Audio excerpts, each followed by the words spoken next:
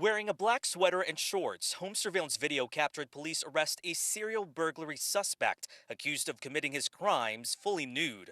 21-year-old Cedric Walker is seen escorted away from his home on Gatwick Square in handcuffs around 8 a.m. Monday. As we stood by and he was taken into custody, that community was literally lined up the side of the road, cheering and clapping. I've never seen anything like it. Walker is accused in 5 cases since early March, allegedly breaking into homes and prowling in the night in the nude. In one case, police say he only wore a shirt around his head and tennis shoes.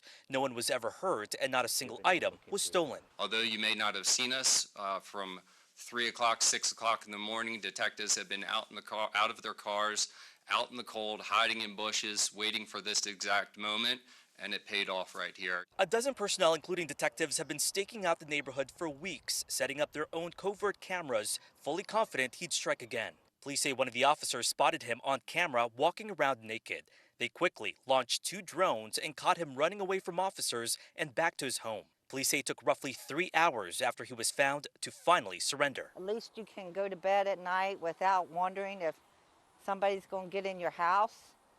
And nude at that. Diane Blevins says neighbors have been on alert for weeks. Nobody wants that to happen, especially in your backyard. Walker is facing charges of burglary and indecent exposure. Chief Kevin Davis hopes to keep him locked up and seek treatment behind bars if he does have a mental health issue. He can't help himself, I believe, but to continue to commit these crimes, and they will graduate to something more serious. We know the suspect does not have a criminal record, but like many of you, we want to know the motive, and that's what police are trying to figure out right now. They are hoping to talk more with Walker's family to learn more about him and what they potentially knew. In the meantime, I actually happened to run into Walker's family as we were trying to get reaction from their neighborhood. They quickly turned me away, but one woman at that home told me, quote, "He is sick." In Fairfax, I'm Matthew Torres, WUSA 9. Watch a keen-nosed Colorado canine locate a missing girl just minutes after arriving to help. Arapahoe County Sheriff's officials were called to a neighborhood by a panicked mother who had been separated from her 7-year-old at a local park for nearly 2 hours. No sooner than sheriff's deputies started the search, they put their canine Rex to work, using the girl's shoes for a scent. The department says within 12 minutes, the dog picked up the trail and the girl was soon located, leading deputies on a short chase. She was okay, albeit a little shaken up, but was calmed down thanks again to Rex. She would like to pet Rex, who soothed the situation with some friendly puppy love. He's a nice puppy, huh? He helped us find you. You know, so a beaver walks into a grocery store, right? Oh, it's not a joke. It's a thing that happened in the Canadian town of Hannah. As in Nickelback's hometown of Hannah, you ask? The very same. Just look at this photograph.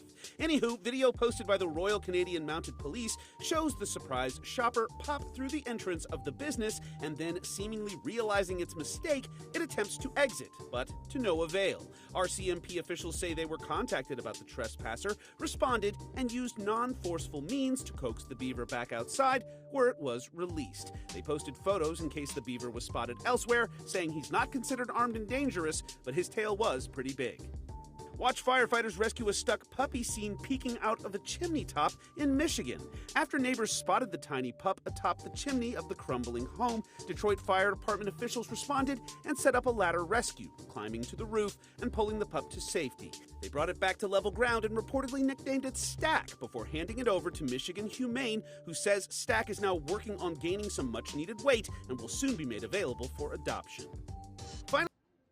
I would say the hardest fish I've ever caught in my life, by far. The way I did it on the jet ski, holding the rod solo, no fighting belt. I didn't have a rod holder.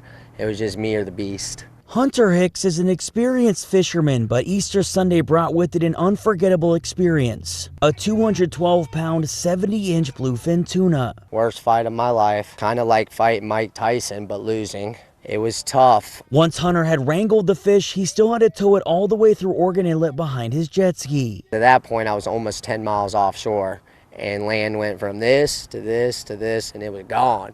And I don't have a chart plotter, GPS. What if my phone dies?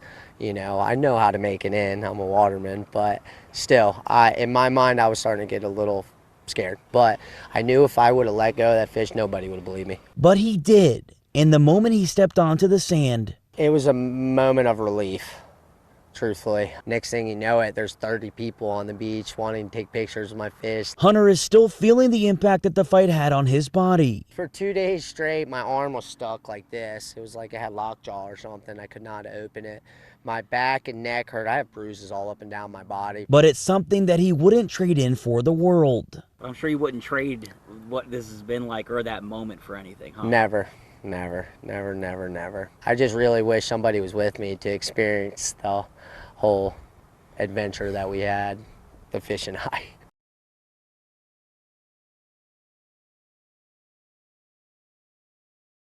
Park Zoo staff addressing the elephant in the room. Alice, our Asian elephant, was able to break a section of welded steel. But it wasn't a room.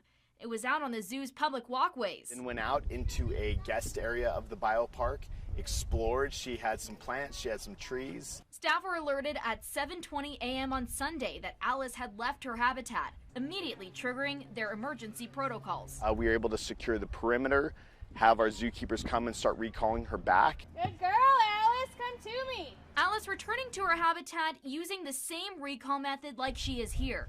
Good girl, Alice, come to me, move out. Proving the saying, elephants never forget. Good girl, Alice, all right.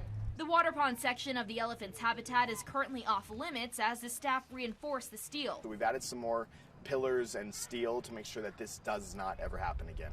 They say they continue to look for weak spots in other habitats, using Gross Receipts tax money to modernize them. I think the biopark's a very safe place to be, and I think this incident shows that all of our measures and tools worked. Staff was safe, the public was safe, and Alice the elephant was safe.